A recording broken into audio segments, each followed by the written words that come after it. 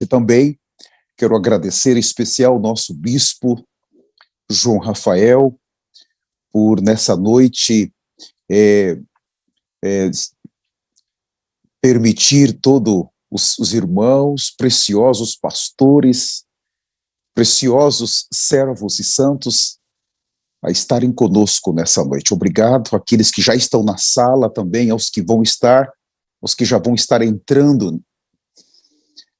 Nós estamos viajando. Eu saí de casa na sexta-feira e até hoje não voltei para casa. Estive no estado de Massachusetts com o nosso precioso pastor Adelso, também com o meu genro, Kevin, e nós estivemos um final de semana maravilhoso ali com os irmãos no norte dos Estados Unidos. Foi muito poderoso o que nós vimos. Não esperávamos tantos irmãos naquela reunião. Foi uma reunião cheia de espírito e vida, e nós marcamos retornarmos no mês de abril, dia 23, vamos ter ali no estado um poderoso arrependimento, e também nós vamos ter uma reunião muito importante naquele momento. Final de semana cheio de coisas maravilhosas. O altar logo, logo vai estar estabelecido oficialmente ali. Peço que os irmãos estejam em oração. São irmãos muito queridos. E hoje eu já estou no estado de North Carolina, mais ou menos 1.000 quilômetros da minha casa. E amanhã eu retorno, então, para a Flórida. Quero aqui, antes de começar, agradecer nossos irmãos que estão gravando a tela, o irmão Jorge, também aos demais na tradução, muito obrigado. O tema da nossa mensagem hoje, nos dias de Noé, uma geração que se perde. De fato, eu vou focar nessa noite a pessoa de Cristo como aquele que pode salvar toda uma geração. Eu espero que todos os irmãos que já estão conosco nas redes sociais, aqui também na sala do Zoom, possam estar em humilhação, possam estar em arrependimento, porque, de fato, o tempo do fim chegou. Nós estamos já muito próximo do arrebatamento. O arrebatamento é o evento mais esperado dos céus. Depois da ressurreição de Cristo, o arrebatamento é o evento mais esperado dos céus. Tudo já está preparado. Os anjos estão preparados. Já está preparado os céus, a recepção, a mesa das bodas do Cordeiro, o corpo glorificado, está preparado o tribunal de Cristo, está preparado o reino, a nova Jerusalém. Deus preparou tudo já. Nós precisamos agora nos preparar para a nossa entrada ali. Esse ministério de arrependimento do profeta Elias, ministério de arrependimento internacional, nós estamos sendo liderados pelo profeta Elias, por ele mesmo, aquele que subiu vivo para os céus, ele voltou. Eu estive na África, no Quênia, e em um determinado momento eu estive diante dele e ele disse para mim: fale que eu voltei. Foi muito forte, muito temeroso. Ele mesmo, aquele que lutou contra Jezabel, aquele que combateu pessoalmente Jezabel, ele voltou, ele está na terra. Ele está, nesse momento, liderando o Ministério de Arrependimento e Santidade Internacional. Ele está preparando um povo para o arrebatamento. Louvado seja o nome do Senhor. Espero que todos nós estejamos com o nosso coração sempre aberto para seguir recebendo esses ensinamentos desse profeta do Senhor. Irmãos, nós somos um povo privilegiado. Privilegiado. Nós temos tudo para sermos arrebatados. Nós precisamos agarrar sempre com firmeza todas essas orientações que estamos recebendo da parte deles. Nós precisamos aplicar essas orientações em nossas vidas. Eu gostaria de começar, então, lendo com os senhores Mateus 24, aqui, versículo 38. Mateus 24, 38 fala assim: porque nos dias, ou vou ler o 37, primeiro, como aconteceu nos dias de Noé, assim também se dará por ocasião da chegada do Filho do Homem. Eu estou lendo a New King James.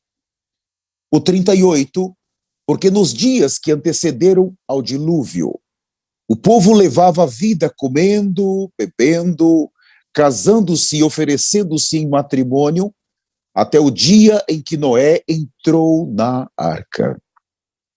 E as pessoas nem notaram, até que chegou o dilúvio e levou a todos.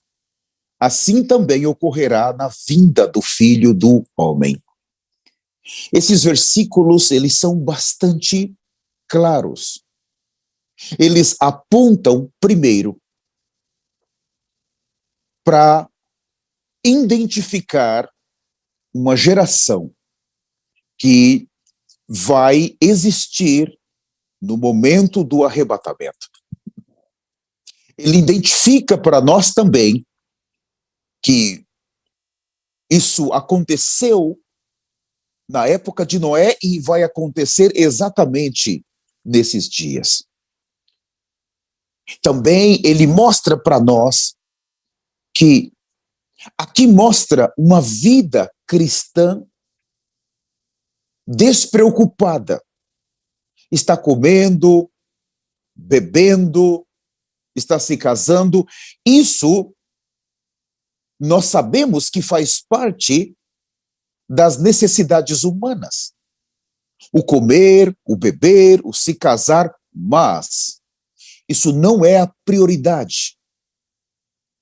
Entende? Nesse momento aqui, as necessidades humanas, elas tomaram prioridade na vida daquela geração e nesses dias tomou prioridade na vida dessa geração. Nós podemos notar que a vida humana na Terra, ela ocupou o lugar de Deus. Com a tecnologia que chegou em nossas casas, nas suas mãos você tem um controle de uma televisão e você pode acessar centenas de canais sem sair de casa. Você pode pedir sua comida sem sair de casa. Você pode ver quantos filmes você quiser por o Netflix ou outros meios sem sair de casa. A vida humana, ela tomou um outro caminho. Os homens agora têm outras prioridades. Ele pode comer muito bem, ele pode ter todos os seus divertimentos que ele quer, sem sair de casa. Mas ele também pode sair da sua casa. Em outras palavras, o pecado, ele veio para casa. Os pecados agora veio para destruir a família dentro das casas.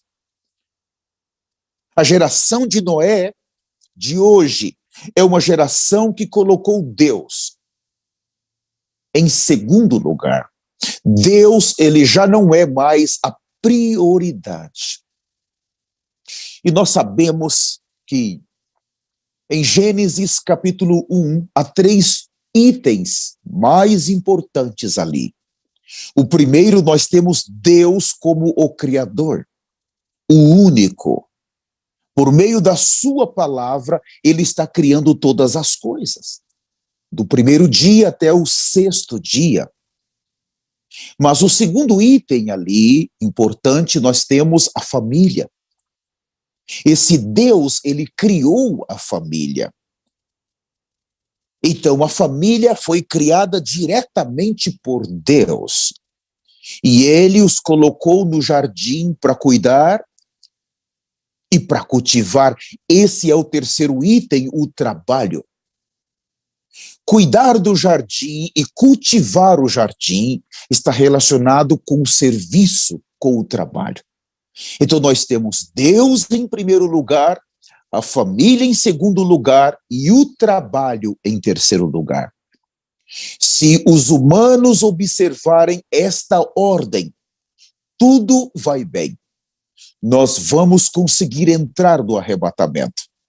Mas quando essa ordem, ela é mudada, ela é alterada, as coisas começam a tomar um rumo diferente. Quando Deus passa a estar em segundo lugar, ou quando Deus está em terceiro lugar, ou se você colocar a sua família em primeiro lugar, ou se você colocar a sua família em último lugar, ou se você colocar o seu trabalho como suas prioridades, tudo isso vai gerar problemas. E essa geração, ela decidiu mudar tudo. Ou é a família em primeiro lugar, ou é o trabalho em primeiro lugar. Isso traz uma ira de Deus. Deus foi abandonado. Deus foi esquecido. Essa geração virou as costas para Deus e abraçou o pecado. Abraçou o ganhar dinheiro, o ser rico, o ter uma posição. E aqui, assim como foram nos dias anteriores ao dilúvio, assim será na vinda do Filho do Homem. Há uma linha vermelha que nós não podemos cruzar. Você que está já na sala do Zoom conosco, nas redes sociais, eu gostaria de orientá-los com muito temor. Não coloque Deus em segundo lugar no seu viver.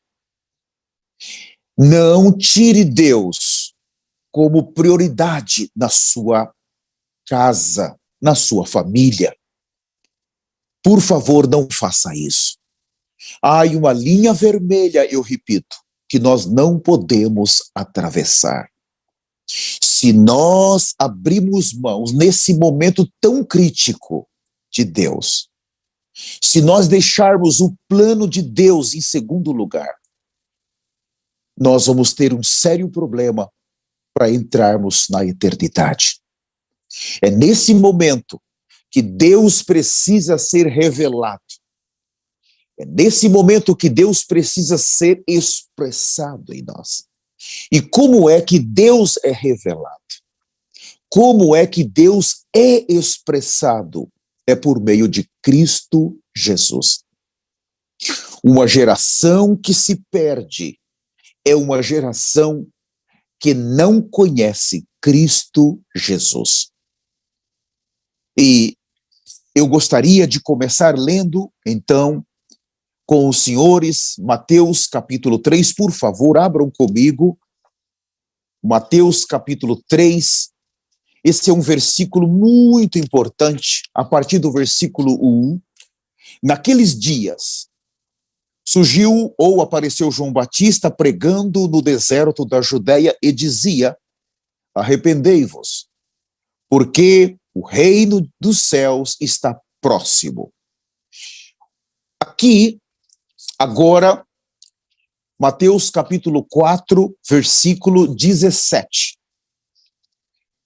Daquele momento em diante, Jesus passou a pregar e dizer, arrependei-vos porque o reino dos céus está próximo.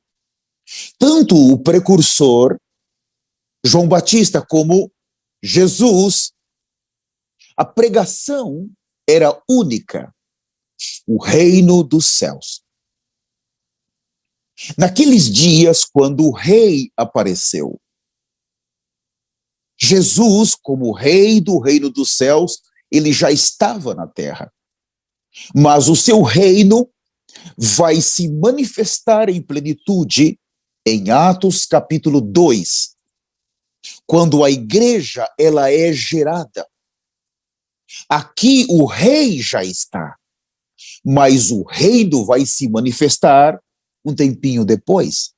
Por isso que em Mateus 4, o próprio Jesus fala, o reino dos céus está próximo. Ele está afirmando que ele está ali, mas o reino, todavia, vai se manifestar. E hoje, quando olhamos a vontade do evangelho, ela não foi mudada. O reino dos céus, ele é uma esfera na terra, que a vontade de Deus é feita. Para entrarmos no reino de Deus, eu preciso crer, aceitar Jesus, ser batizado. Eu estou dentro do reino de Deus. Em João capítulo 3, o versículo 3 e o versículo 5, ele falou para Nicodemos, você precisa nascer de novo para que você possa entrar no reino de Deus. O novo nascimento, ele garante a nossa entrada no reino de Deus. Mas aqui, ele está falando do reino dos céus. E o evangelho, primeira etapa, ele traz Deus para a terra. E na segunda etapa, ele traz a vontade de Deus para a terra. Quando nós aceitamos Jesus e nos batizamos, o Senhor, ele vem dos céus e ele entra dentro do nosso espírito. Agora, o Senhor vive em nós. Ele entrou no seu templo. Ele voltou para o seu templo. Esse é a primeira etapa. O reino de Deus está na terra. Mas quando nós nos submetemos aos dois profetas do Senhor, quando nós nos submetemos à orientação que está vindo da boca daqueles poderosos profetas que estão hospedando na terra, aí nós entramos em Mateus 7, 21. Nem todo que me diz Senhor, Senhor, entrará no reino dos céus, mas aqueles que fazem a vontade do meu Pai que está nos céus. Então agora o reino dos céus, ele é comandado na terra por meio daqueles que estão debaixo da nuvem. Uma vez que eu decidi ser crucificado, uma vez que eu decidi crucificar a minha vontade própria, o que eu penso, o que eu acho, e me submeti a essa única voz, então eu começo a fazer a vontade de Deus na terra. Aí está a realidade do reino dos céus. O evangelho do reino, ele é pregado, e o seu conteúdo, primeiro, ele é o reino dos céus. Segundo, é o arrependimento. O arrependimento, ele é a porta para que eles se submeterem à única voz que está falando na terra. Preciosos irmãos, muitos filhos de Deus, em todo o planeta Terra, eles estão dentro do reino de Deus e nós admitimos isso. Isso é importante. Eles aceitaram o Senhor e se batizaram. Mas o reino dos céus está relacionado com a will of God, com a vontade de Deus. E na vontade de Deus, nós precisamos tomar a cruz dia a dia. Eu deixo as minhas opiniões, eu deixo o que eu acho, a minha obra, eu deixo a minha velha maneira de fazer as coisas, eu deixo a minha velha teologia, eu deixo o meu pobre conhecimento e eu então estou disposto a seguir aquele que a Bíblia anunciou em Malaquias 4:5. E eis que eu envio o profeta Elias antes do grande e terrível dia do Senhor. Somente quando, no primeiro aspecto da vontade de Deus, nós entramos, então nós estamos agora aprendendo a tomar a cruz em realidade. É nesse momento que o arrependimento se torna o centro do nosso viver. Nós temos que admitir que antes de Satanás se rebelar contra Deus na eternidade, só havia uma vontade no universo. Tudo que Deus queria fazer, ele fazia. Tudo que Deus planejava fazer, ele fazia, porque a sua vontade era única nos céus, em todo o universo. Mas no dia que aquele anjo se rebelou, nós temos então duas vontades no universo. A vontade de Deus dentro do reino de Deus e a vontade de Satanás dentro do reino de Satanás. Os homens estão contaminados com isso. Como escapar dessa vontade de Satanás?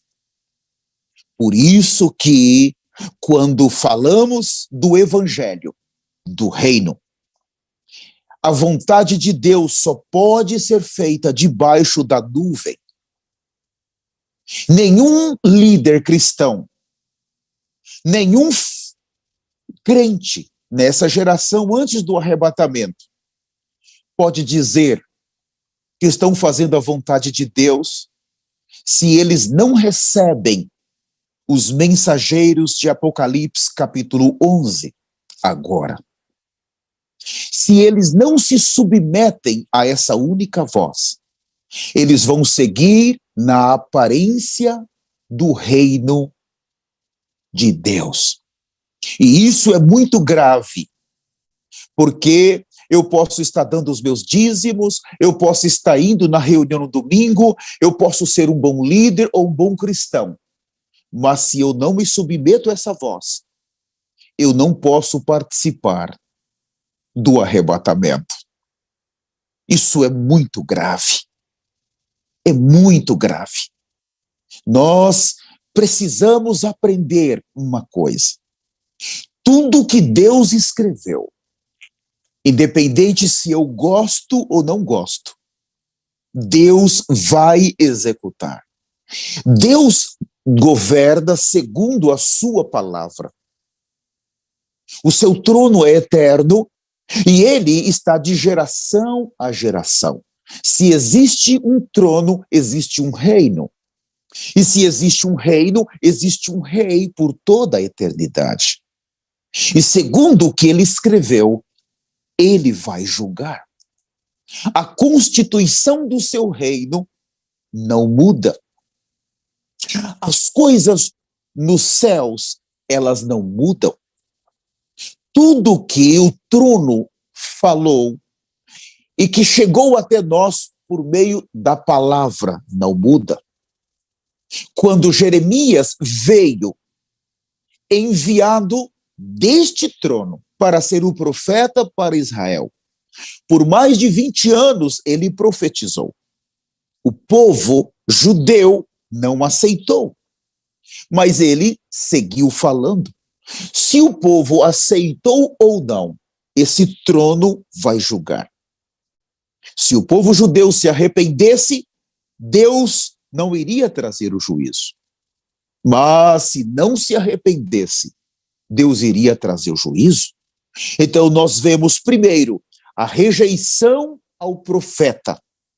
Segundo, a rejeição à mensagem do profeta. Quando falamos do reino dos céus, se rejeitam o profeta e se rejeitam a mensagem do profeta, o trono vai trazer juízo. Todos os profetas que vieram antes, eles foram rejeitados e caluniados. Deus, ele precisa julgar segundo a sua vontade. Deus vai fazer. Ele tem todo o direito de fazer. No tema de hoje, nos dias de Noé, uma geração que se perde. Hoje eu estou considerando o primeiro item do perder-se. Não estar debaixo da vontade de Deus. Não estar debaixo da nuvem de Deus. E quando olhamos para Cristo, ele veio dos céus como verbo. Ele se encarnou. Ele teve um viver humano. Ele foi à cruz. Ele morreu. Ele ressuscitou. Ele ascendeu aos céus. Ele foi entronizado. Todos os aspectos do ministério de Jesus terreno, na sua primeira etapa, do seu ministério celestial na sua segunda etapa, do seu ministério durante os 1000 anos na sua terceira etapa e do seu ministério na Nova Jerusalém na última etapa. Todas essas etapas do ministério de Cristo é para fazer a vontade de Deus. Irmãos, nenhuma geração que não fez a vontade de Deus, ela terminou bem. Todas essas gerações foram para o inferno. E nós estamos vivendo dias que definem o destino de toda a humanidade. Dias que decidem ou definem aonde eu e os senhores vamos passar a eternidade. Eu gostaria de ler agora 2 versículos que eu considero extremamente importantes nessa introdução ainda. Primeiro, vamos ler Romanos capítulo 8.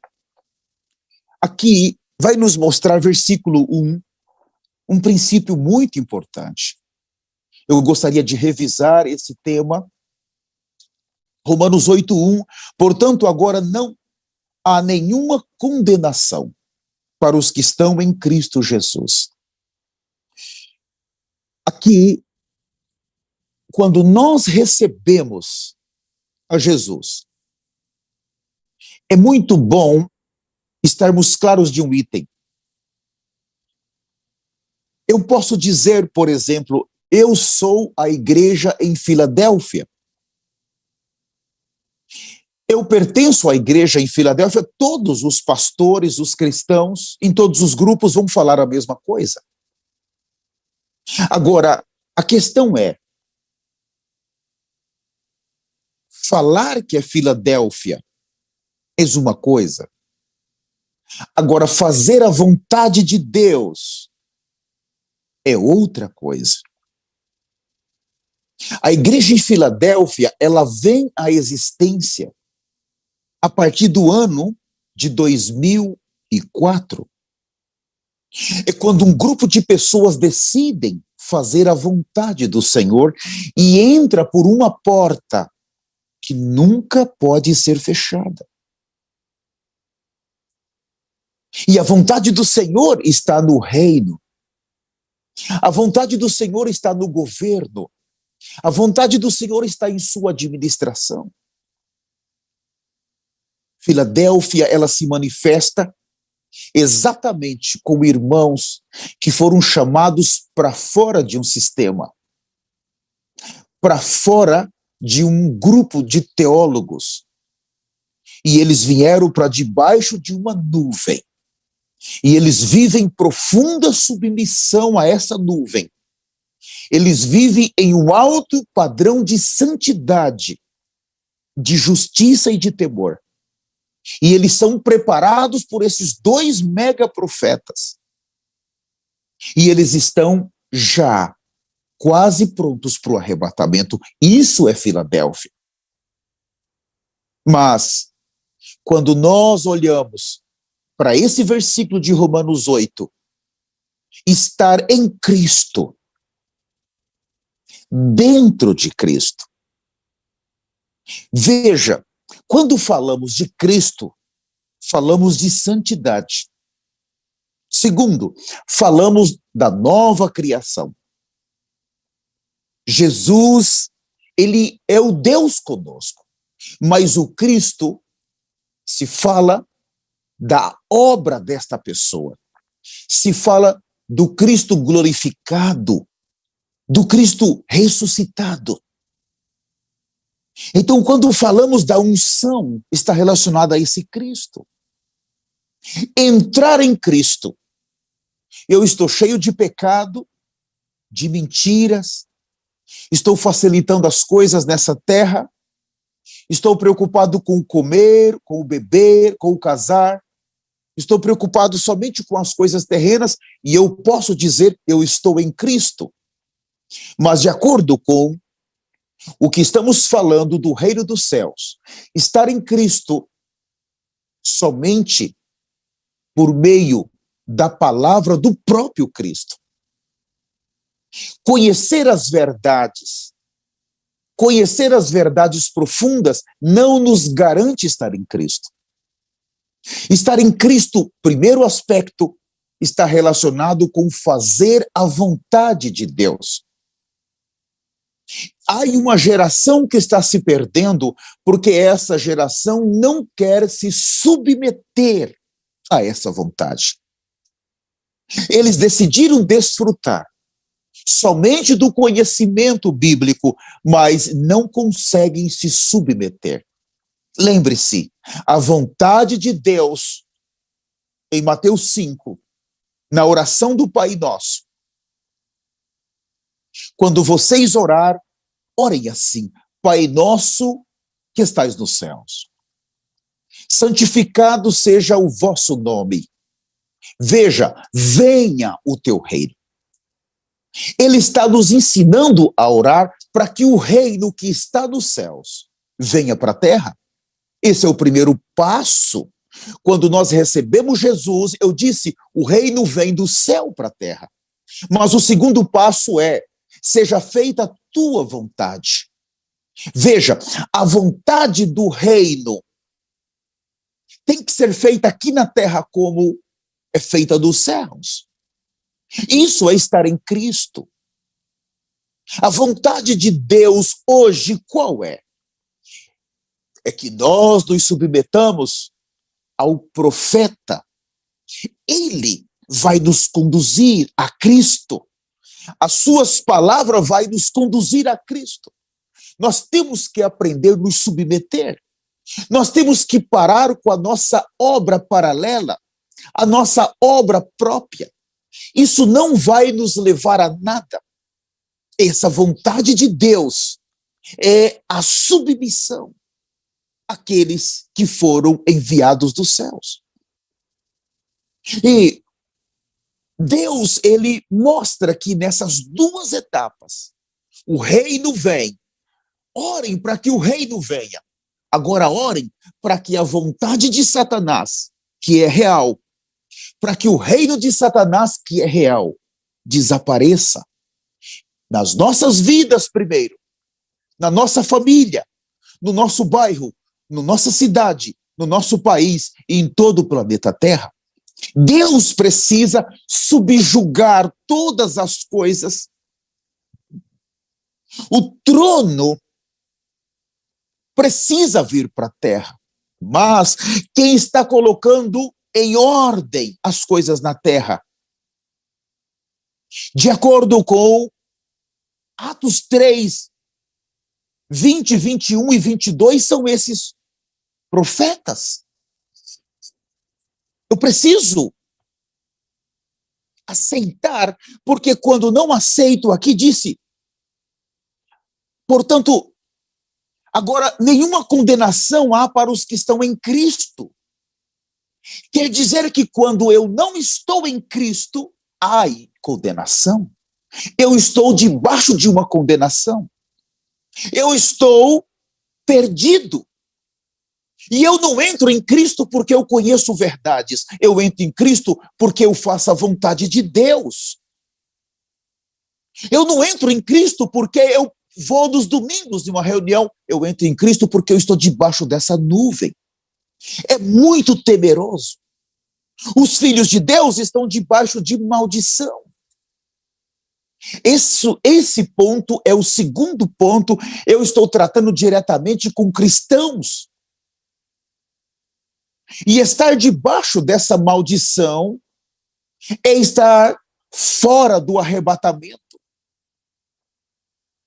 O tema da nossa mensagem, nos dias de Noé, uma geração que se perde. Nós podemos contemplar os ímpios, as pessoas que ainda não receberam o Senhor. Leiam comigo o Evangelho de João, capítulo 3. Aqui está muito claro o versículo 17. Esse versículo 17 e o 18 é para aqueles que ainda não estão no reino de Deus. O Evangelho de João 3,17, portanto, Deus enviou seu Filho ao mundo, não para condenar o mundo, mas para que o mundo fosse salvo por meio dele. Quem nele crê não é condenado, mas quem não crê já está condenado, porque não acreditou, não creu no Filho de Deus, unigênito. Aqui nós olhamos para as nações. Deus enviou seu Filho ao mundo. Ele não tinha intenção de que nenhum homem se perdesse, porque o desejo de Deus é que todo homem seja salvo. Isso é a primeira etapa, mas a segunda é que cheguem ao pleno conhecimento da verdade, da vontade de Deus.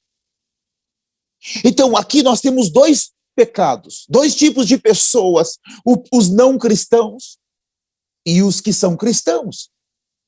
Os não cristãos, eles vão ser condenados porque eles não receberam Jesus e porque eles viveram uma vida em pecados. Mas os cristãos que já receberam o Senhor, eles vão ser condenados porque eles não fazem a vontade de Deus. Não se submetem a esses profetas. São dois tipos de condenação, um para as nações e outro para os cristãos. E para nós que estamos nessa sala, é muito temeroso tudo isso. É muito temeroso. Nós precisamos estar sempre atentos ao nosso viver. Porque há duas coisas importantes. Abram comigo, ainda no Evangelho de João, eu quero considerar com os senhores o capítulo 19. João 19, o versículo 30 fala assim. Então, assim que experimentou o vinagre, exclamou Jesus: está consumado. Inclinando a cabeça, entregou o seu espírito. Então nós temos aqui Jesus. Quando ele disse está consumado. O que quer dizer estar consumado? Em sua encarnação, ele veio como Cordeiro de Deus para levar a cabo a nossa redenção. Ele precisava ser esse Cordeiro que remove o pecado, que remove as iniquidades. E é claro que a sua redenção é completa. Mas também temos a cruz. E a cruz vence Satanás, vence o mundo, vence o pecado. É um segundo aspecto da nossa redenção. Mas vejam, quando essa obra foi consumada, esse é o primeiro aspecto da nossa salvação.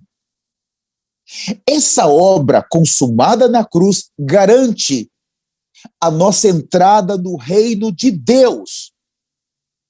Pela fé, eu posso agora tomar tudo o que Jesus fez e aplicar no meu viver. Isso é exatamente a oração do Pai Nosso na primeira etapa. Venha o teu reino. Pela fé, eu recebo o Senhor e o reino de Deus agora veio. Eu me batizei, o reino veio, mas isso é a primeira etapa. Olhem, abram comigo ainda no livro de Hebreus. Eu gosto muito, muito mesmo desse versículo. Eu não sei se os senhores apreciam esse versículo. Hebreus capítulo 12, o versículo 2. Eu vou considerar somente a parte final, repetindo Hebreus 12, 2. Olhando firmemente para o autor e consumador da fé, Jesus, o qual, por causa do júbilo que lhe fora proposto, suportou a cruz, desprezando a vergonha, vírgula, e assentou-se à direita do trono de Deus.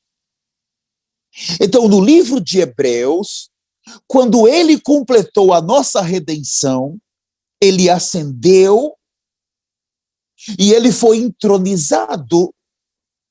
Ele agora está sentado. Quando ele disse está consumado na terra, quando ele chega no céu, ele sentou. Quer dizer que há uma obra que foi finalizada por ele. Isso é muito importante. Agora, abram comigo no livro de Atos, por favor. Atos, o capítulo de número 7. Atos, o capítulo 7, o versículo 56. Atos 7, 56. E exclamou: eis que vejo os céus abertos e o Filho do Homem em pé à direita de Deus. Vejam, em Hebreus, ele está sentado no trono, mas em Atos ele está de pé.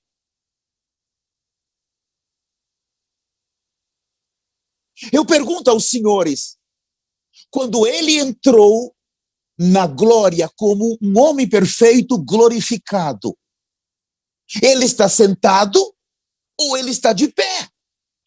Estevão, depois daquele discurso, ele falou a verdade para aquele sinédrio e provocou a ira daqueles humanos caídos religiosos. E ele foi apedrejado, e naquele momento ele viu quando o céu se abriu e o Filho do Homem de pé. É muito importante os senhores que estão conosco na sala do Zoom e também nas redes sociais estarem claros que na obra da redenção, quando ele disse está consumado, essa obra o faz sentar no trono, porque essa obra foi finalizada nos céus e na terra. É essa obra que traz o reino de Deus para a terra. É essa obra que garante que eu posso receber o Jesus pela fé. Eu posso receber o Senhor e receber tudo que ele fez para mim. Mas há outra obra que ainda o faz estar de pé nos céus. Leia comigo Filipenses capítulo 2. Eu gosto muito desse versículo, só que há várias traduções. Eu vou tentar usar a tradução mais próxima do original. Filipenses capítulo 2, o versículo 12. Fala assim: sendo assim, ou assim sendo, meus amados, como sempre obedecestes, não somente na minha presença, porém muito mais agora na minha ausência. No original diz assim: desenvolvei a vossa salvação com reverência ou com temor e temblor. No original, a palavra é desenvolvei a vossa salvação.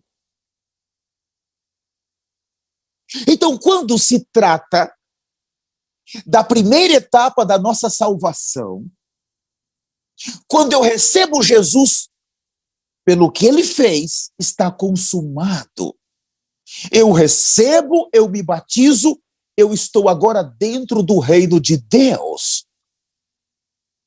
Ele está sentado porque essa obra já finalizou, mas quando se trata de desenvolver a nossa salvação, quando se trata do reino dos céus, quando se trata de fazer a vontade de Deus, ele está de pé.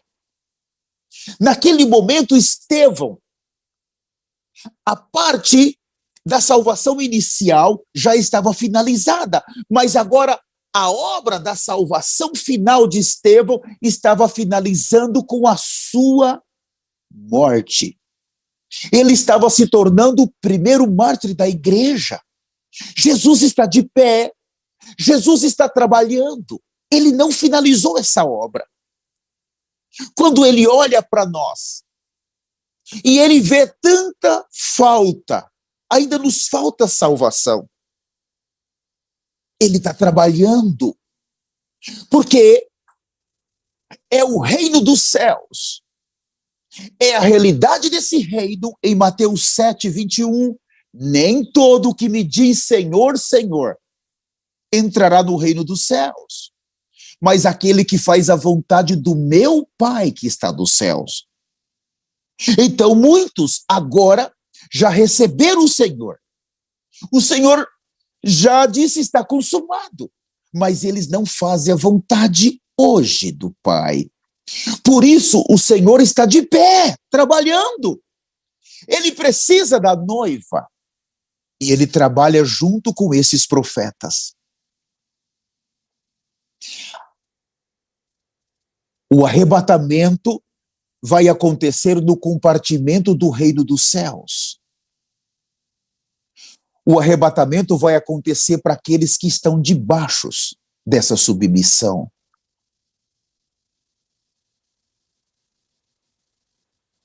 Nos dias de Noé, uma geração que se perde. Eu estou falando hoje específico para cristãos. Uma mensagem evangelística. E eu gostaria já de começar a me encaminhar para o final. E talvez eu vou finalizar a nossa comunhão no livro de Hebreus nessa noite. Mas antes de entrarmos em Hebreus, por favor, vamos ler Apocalipse capítulo 1. Esses versículos são muito poderosos. Apocalipse 1, versículo 9, fala assim: nós sabemos que aqui João, em sua velhice, ele está na ilha de Pátimos. Eu, João, irmão vosso, companheiro, um, no sofrimento, dois, no reino, três, na perseverança.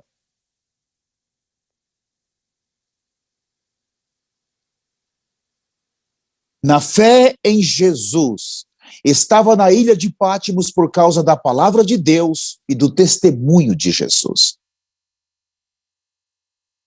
Então nós temos 3 itens aqui. Você pode colocar o seu nome. Você pode colocar eu, Paulo Júnior, ou eu, pastor André, ou eu, pastor Wilson, ou eu, todos, você pode pôr o seu nome. Irmão vosso, companheiro no sofrimento, no reino e na perseverança. Então, o reino de Deus está presente. Mas, o que é a nossa ilha de Pátimos hoje? A ilha de Pátimos de João foi um lugar físico que trouxe para ele muito sofrimento, mas também que trouxe para ele o matar do seu velho homem. E trouxe para ele perseverança. Por isso ele pôde receber as últimas revelações do Senhor. A ilha de Pátimos é um viver crucificado, aonde a minha vontade, ela não é feita, onde a minha vontade é eliminada. Porque no final desse versículo fala por causa da palavra de Deus. A palavra de Deus é ela que traz a graça de Deus e é ela que traz a justiça de Deus. Quando eu decido a me submeter a essa palavra, se Deus falou que iria enviar para a terra os seus 2 profetas, e eu me submeto a essa palavra, eu estou em uma ilha de Pátimos. A sofrimento, a perseguição, a humilhação, a vontade de desistir, de desanimar. Mas ele também usa a palavra perseverança. Nós não somos daqueles que retrocedem para a perdição da alma. Uma vez que nós vimos essa verdade, agora nós precisamos entrar na esfera do reino, e a esfera do reino, ela tem sofrimento e ela tem perseverança.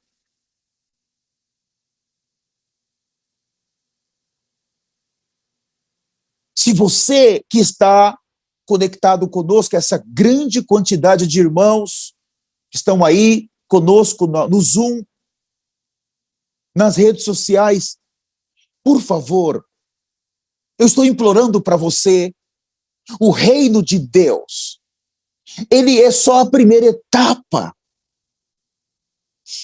Agora, quando se trata do reino dos céus, que é o compartimento aonde vai acontecer a glorificação, exige cruz. E a cruz aqui é por fazer a vontade do Senhor. Eu estou disposto a sofrer perda. Eu estou disposto a sofrer prejuízo. Eu estou disposto a sofrer difamações, calúnias, por causa da palavra de Deus e do testemunho de Jesus Cristo, que está na boca desses profetas, que está no falar desses profetas. Nós precisamos agora avançar. O tempo acabou. E eu gostaria de finalizar nossa comunhão da noite em Hebreus, por favor, abram comigo, capítulo 11, vou começar com Hebreus 11, o versículo de número 13. Fala assim: Todos esses viveram pela fé e morreram sem ter recebido o que havia sido prometido. Contudo, viram-no de longe e à distância o saudaram, reconhecendo que eram estrangeiros e peregrinos sobre a terra. Aqui em Hebreus capítulo 11, há um grupo de pessoas que mudaram a forma de viver nesta terra por causa das promessas. Eu vou repetir, há um grupo de pessoas em Hebreus 11 que decidiram mudar a forma do seu viver nessa terra por causa da nova aliança. Eles não viram 100%, mas eles, de acordo com esse versículo, eles viveram por fé, eles criam em algo e morreram sem ter recebido o que havia sido prometido.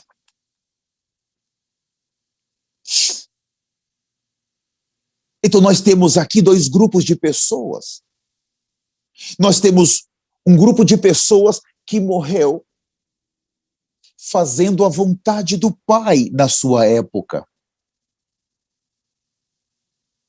Hoje não é a época de Abraão, não é a época de Moisés, não é a época de Pedro, Paulo, João. Hoje é a nossa época, é a nossa geração. Na época de Pedro, Paulo, João, para mim ser um vencedor, eu só precisava seguir o que Pedro estava falando, ou o que Paulo estava falando, ou o que João estava falando. Eles tinham a presente verdade da época. Se eu tivesse no Velho Testamento, na época de Noé, e se eu quisesse participar da promessa, eu precisava ouvir o que Noé estava falando. Simplesmente ouvir e praticar, eu estaria dentro da arca. Se eu estivesse na época de Moisés, eu precisava me submeter à nuvem e seguir como Zelofehad, em submissão à nuvem. Eu vou ser um vencedor. Em todas as eras, Deus se manifestou de maneiras diferentes. As pessoas chegaram a ser vencedores, participar da promessa de maneiras diferentes, de acordo com a presente verdade da era. Mas agora, depois de 2004, a maneira de ser um vencedor é se submeter a essa voz, aos profetas de Malaquias 4:5 que Deus enviou para a terra.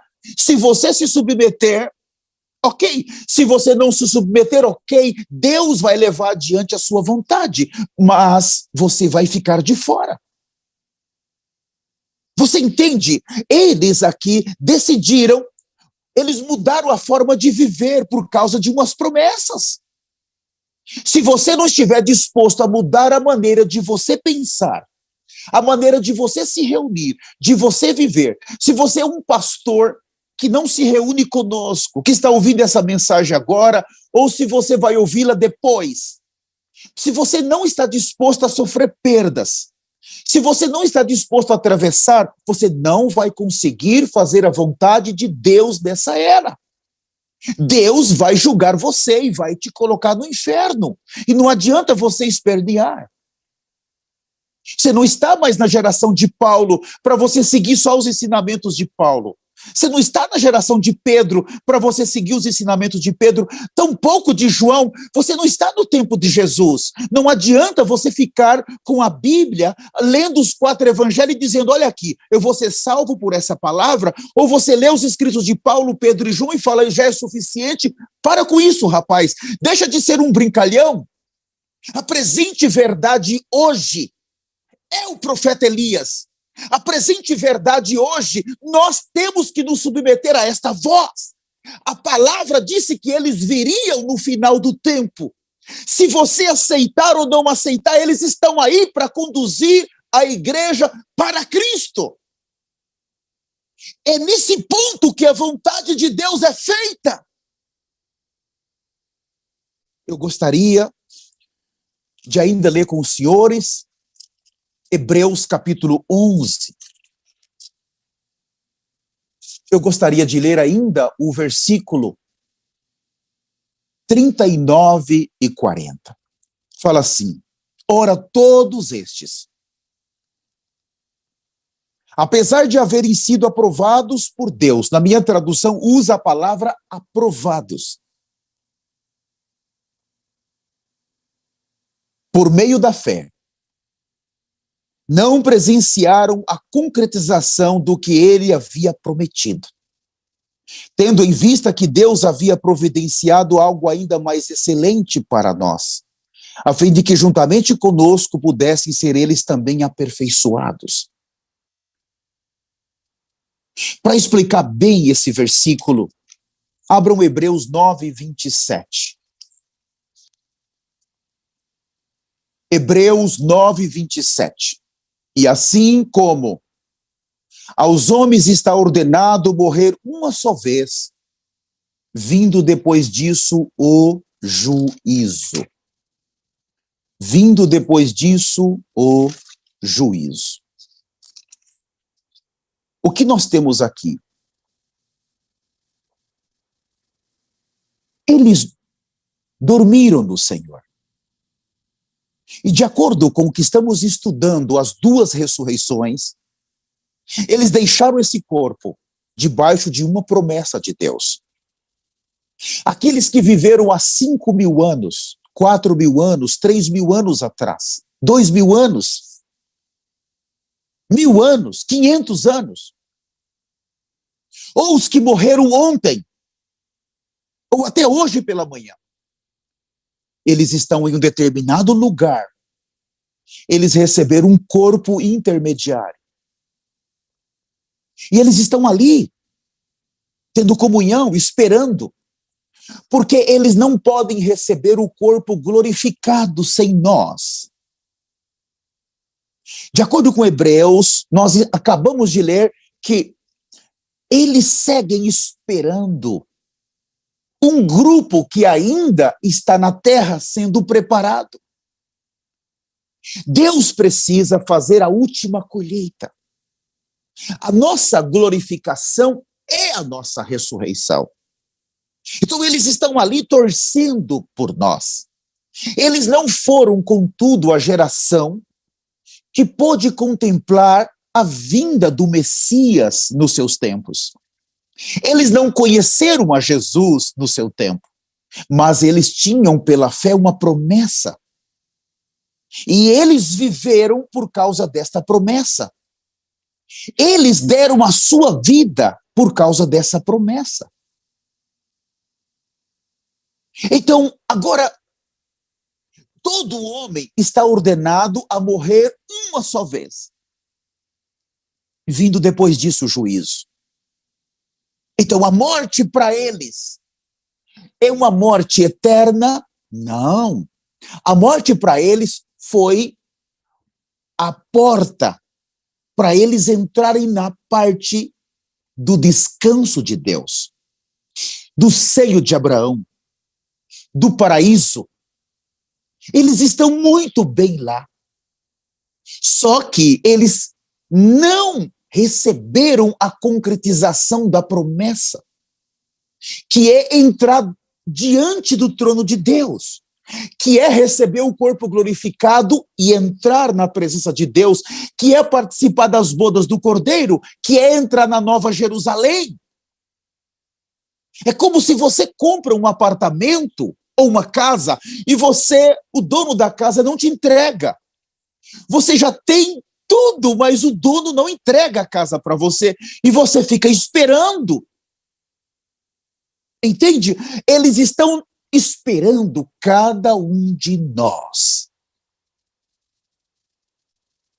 Eles vão passar pelo processo da ressurreição e da glorificação. Nós já falamos disso na mensagem da semana passada. E nós, os vivos, seremos glorificados. e vamos entrar junto com eles nos céus.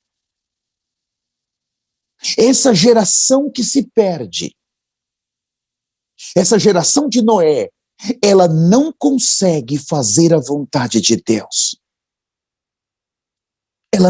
Se ela não decidir tomar a cruz, se humilhar, ela não consegue fazer. A vontade de Deus, ela é feita de acordo com a palavra profética, a presente verdade agora. E a presente verdade está sendo falada agora pelos profetas. Não confundam o que é a palavra de Deus e o que é a presente verdade de Deus. A presente verdade, ela é falada no momento pelo enviado. Na época de Noé, a presente verdade estava sendo falada lá. Na época de Paulo foi falada por ele. Na época de Pedro, mas agora a presente verdade está sendo falada pelos profetas. E é essa presente verdade que determina quem está fazendo a vontade de Deus ou não. Isso é muito temeroso. E eu quero então finalizar, mas antes vou revisar com vocês. Quero fazer uma rápida revisão.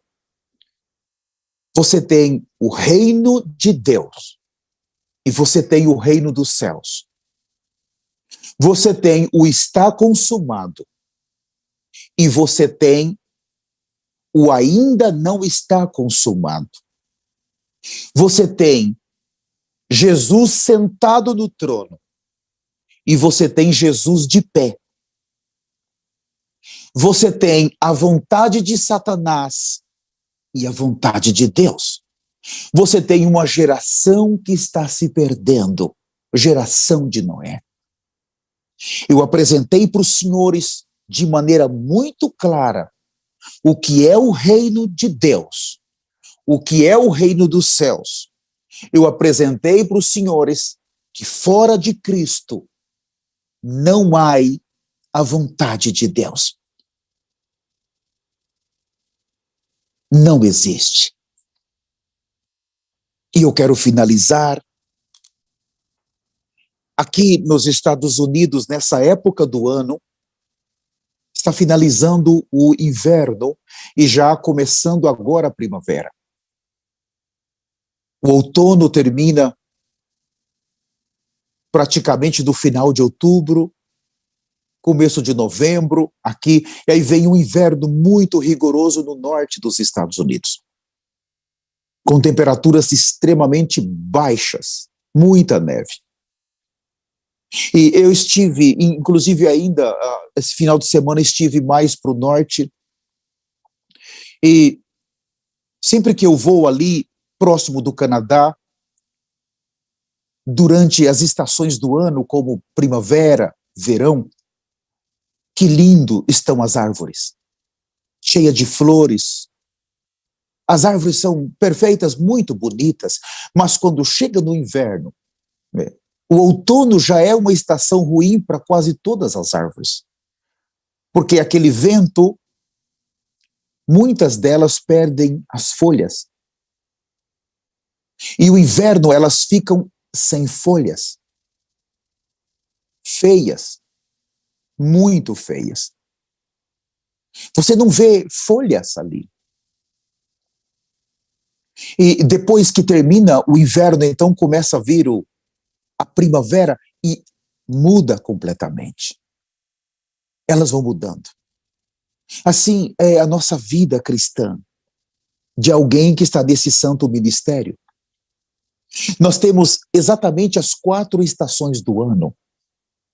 Em nosso viver, como João falou em Apocalipse 1, o versículo 9. Há momentos que nós estamos exatamente passando pelo outono. É uma estação do ano que a árvore ela não entende porque suas folhas começam a cair. Ela pensa, por que isso está passando? Eu não fiz nada de errado. E quando chega o inverno, as pessoas não encontram mais nada nesta árvore, até os passarinhos já não vêm mais, porque ela tem apenas galhos feios. Nessa segunda estação do ano, nesse ministério, muitas vezes nós vamos ser expostos. Os senhores precisam estar dispostos a ser expostos. Sem as folhas, as pessoas vão ver a nossa nudez. Vai ter momento que as pessoas vão rir, vão zombar. Olha, ele era assim, assim, assim, olha como ele está agora. Olha aquela família, lembra do passado, eles tinham isso, olha como eles estão agora. As pessoas vão ver a sua parte exterior e vão zombar de você, vão rir de você. Mas quando é essa estação do ano, que é a estação que as árvores mais sofrem exteriormente, porque não se encontra nada nelas, não se encontra folhas, não se encontra flores, não se encontra frutos, não se encontra sombra. Não há nada exterior, mas é exatamente nessa estação que interiormente a vida está sendo acumulada dentro, no seu interior. Uma vida profunda, subjetiva. Como ela não precisa sustentar folhas, flores e frutos, então toda a vida que as raízes buscam da terra, por meio daquelas pequenas chuvas, daquela pequena neve, da umidade, as raízes, elas vão mais profundo. E como elas não precisam sustentar nada, ela acumula uma vida interior tremenda. Por fora, ela está sendo exposta, destruída, humilhada e abatida. Ninguém encontra nada, mas por dentro a vida nunca foi tão acumulada. É uma vida pura, é uma vida direta, é uma vida pronta para produzir. Quando a estação muda, que vem a primavera, então rapidamente aquelas folhas começam a sair com tonalidades de jaspe, uma cor verde escura, muita vida. Eu estava caminhando aqui há pouco tempo atrás e as árvores já estão começando a dar folhas. Em algumas árvores já tem umas pequenas folhas, bem pequenas, mas eu percebi que elas estão vindo com uma tonalidade de verde muito forte. E em menos de uma semana, por ter tanta vida no seu interior, essas folhas saem rápido, com muito verde. E rapidamente vêm as flores. E rápido vêm frutos. Os pássaros voltam. As pessoas encontram sombra nessas árvores. Ainda na primavera, quando chega o verão, os frutos já estão à disposição para as pessoas comer. Nossa, já passou pelo o tempo das folhas, o pólen, as abelhas já recorreram, veio os frutos, as pessoas já estão desfrutando e agora tem sombra para aquela estação mais quente. A vida cristã é uma vida de experiências diárias. Durante 24 horas, nós podemos passar pela primavera, podemos ir ao verão, ao outono e ao inverno. A cada dia, há momentos que você está sendo exposto, há momentos que você está tendo frutos, há momentos que você tem sombra, as pessoas podem encontrar descanso em você, podem encontrar comida em você, frutos. Há momento que você exala o perfume de Cristo com flores, mas há momento que o outono vem, você vai perdendo. Há momento que o inverno vem e você pensa que você está acabado e destruído, mas você todavia não está. Se você está nessa sala, Eu quero aqui te animar. Se você está nas redes sociais, você não está destruído. Nesse ministério, você passa pelas estações. Você vai ter que passar. Mas no Salmo 23, quando você entra no Salmo 23, você vai ver o Cristo ressuscitado. Ele vai te apacentar nas 4 estações. No Salmo 23, você vai ver Cristo te apacentando nas 4 estações: primavera, verão, outono e inverno. Ele não vai te deixar. Esse Cristo ressuscitado, ele está sendo restaurado em nós pelos profetas. Ainda que eu ande pelo vale da sombra da morte, que estação do ano é essa? Oh, deitado fazem verdes pastos, ou em pastos verdejantes. Que estação do ano é essa? Pastos verdejantes. Então você vai experimentar um apacentar subjetivo. Não desista, não volte para trás. Por favor, se você retroceder, você está entregando para o inimigo o direito de você ser arrebatado. Quanto você está disposto a pagar pela sua ressurreição? Quanto você está disposto a pagar pela sua glorificação? Não retroceda. A vontade de Deus é feita na presente verdade. Não importa a estação do ano que você está passando. Todos nós temos que passar por isso. Você está passando hoje. Não se preocupe, há tempo determinado para todas as coisas. Há um tempo que você vai estar no inverno, mas daqui 2 horas você já pode ser primavera. Todas as coisas vão mudando muito rápido. Você não vai ficar em uma estação do ano todo o tempo. Por favor, não fique assim. Não fique preocupado. Deus vai mudar a estação do ano. Eu, João, companheiro vosso. Eu, João, companheiro vosso. Na perseverança, no reino, no sofrimento, na paciência, na tristeza. O reino dos céus precisa ser para nós o grande tesouro. Se nós abrirmos mão agora, nós perdemos tudo. Nós vamos perder tudo. Eu quero orar por você agora. Se você está conosco e não recebeu o Senhor, se você está conosco, está em pecado, você cobiçou mulheres essa semana, homens, você mentiu, você sabe que houve desvios, você deixou de ser santo e em algum momento você não se arrependeu. Se o arrebatamento acontecer hoje, seguro que você vai ficar. Você foi sem vergonha, safado, safada em algum momento e você não se arrependeu. O sangue não veio. Repita comigo essa oração. Precioso Senhor Jesus, eu entendi o reino de Deus e o reino dos céus.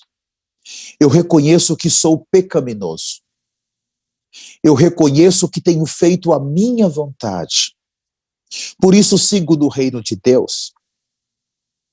Eu me arrependo profundamente de não querer crucificar o meu velho homem, de viver segundo a minha vontade e não a sua. Eu me arrependo de cada pecado que eu tenho praticado. Pecado na área sexual. Pecados, Senhor, na área de rebelião. Pecados, Senhor, em todas as áreas da minha vida. Eu me arrependo profundamente. Eu trago o meu sincero arrependimento a Ti. Precioso Senhor, eu imploro para que o sangue do Teu Filho Jesus venha me cobrir. Eu imploro a reconciliação. Não me deixa ficar como anticristo. Me leve em segurança para o teu reino e me faça herdar as promessas juntos com aqueles que já foram antes de mim. No poderoso nome de Jesus, eu nasci de novo.